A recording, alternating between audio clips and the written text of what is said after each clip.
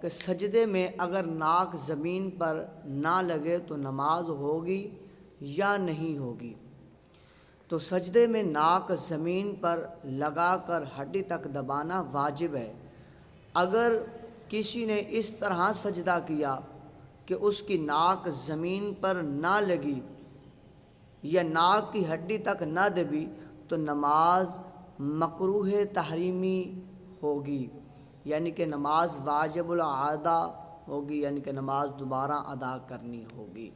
तो सजदे में नाक का ज़मीन पर लगना वाजिब है, इसकी हड्डी तक का दबाव लगना वाजिब है।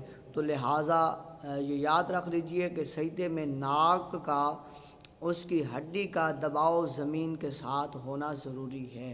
अल्लाह रब्बुल इज़्ज़त हमें अमल की तौफ़ीक़ अता फ़रमाए।